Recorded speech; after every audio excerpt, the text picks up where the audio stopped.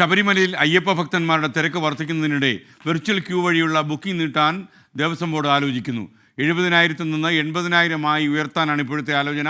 Spot booking സൗകര്യം ഉണ്ടെങ്കിലും കൂടുതൽ തീർത്ഥാടകരും ആശ്രയിക്കുന്നത് വെർച്വൽ ക്യൂ തന്നെയാണ്.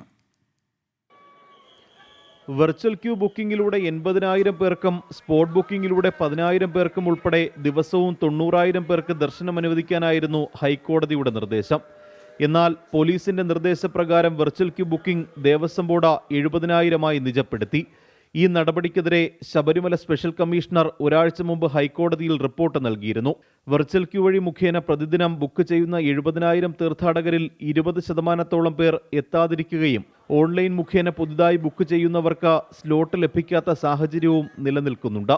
12 വിളക്കിനോടനുബന്ധിച്ച തീർത്ഥാടകരുടെ വരവിൽ കാര്യമായ വർധനവുണ്ടാവാൻ സാധ്യതയുണ്ട്.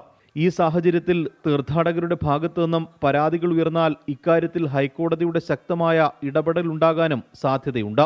ഇത് മുന്നിൽ കണ്ടാണ് വെർച്വൽ ക്യൂ ബുക്കിംഗ് 80,000 ഉയർത്താനുള്ള നീക്കം. 24 സന്നിധാനം.